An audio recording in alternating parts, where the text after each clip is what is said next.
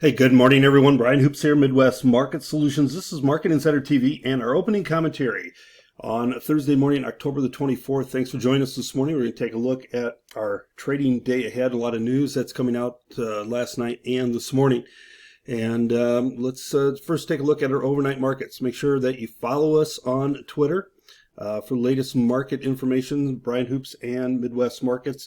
Go to our website, sign up for a text message service, like exports that were out this morning. We're sending those out via text, and it's being put on Twitter as well. And of course, sign up for our YouTube channel where you get the latest market videos as they are posted. So the dollar's a little bit weaker overnight, and you would expect gold and silver to be higher off of that news, and we are. We're $23 higher. Gold recovering much of yesterday's losses. Silver up about 38 cents. Remember, at this point yesterday, crude oil was down almost 2%. We're up 0.7% this morning, and the stock market is firmer here this morning.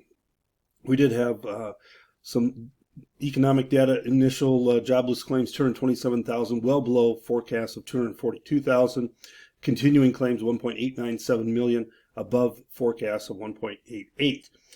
In the grains, we're higher overnight, and we'll talk about reasons why here. 3 3/4 higher in the corn, getting close to breaking the downtrend in the corn. And soybeans up 10 3/4. Meal and bean oil higher as well. And the wheat reversed course after the export numbers came out. We're up 3/4 in Chicago, Kansas City down 1/2, and new crop Kansas City down 1/2 as well. So that's a look at our overnight markets. Let's get into some news and other factors affecting our markets here this morning. Good rains continuing to fall across Brazil and Argentina. That replenishes their soil moistures.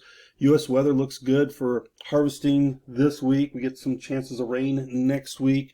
And the winter wheat plains expected to receive some rains next week, maybe around November 1st and November 2nd time frame. And that is going to be a godsend for the winter wheat belt. They are badly in need of some moisture around the winter wheat areas.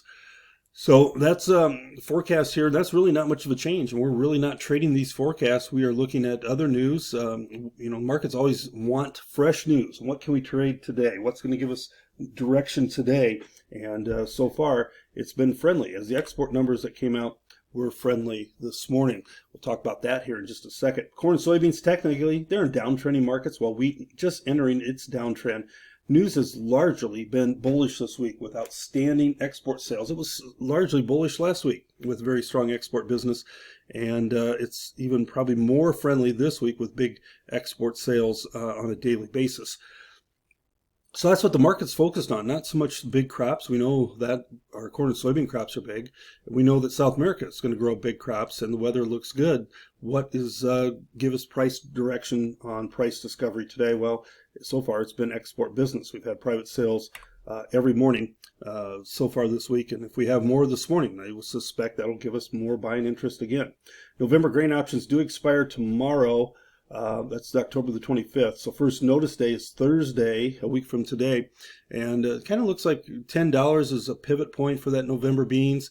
That's where most of the puts and calls will expire worthless. So export sales out this morning. Corn, huge number, 141.8 million bushels for this marketing year, and 22.9 for the next marketing season. That's a great number there. Soybeans 79.1, also an incredible number for beans.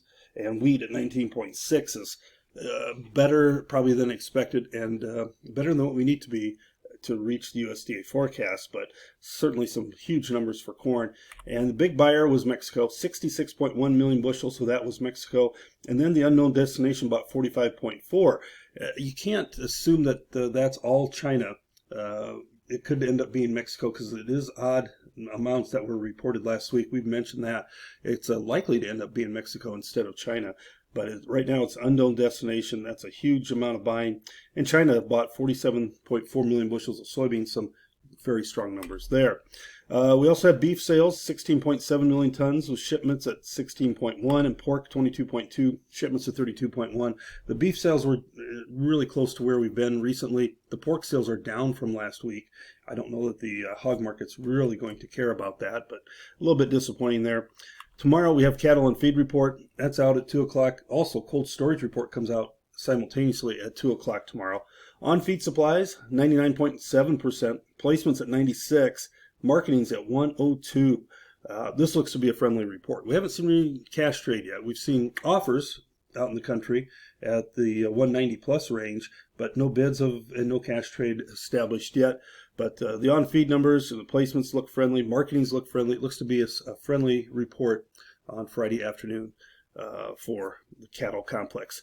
So we'll be updating the private sale announcements this morning. If we see anything, we will certainly let you know.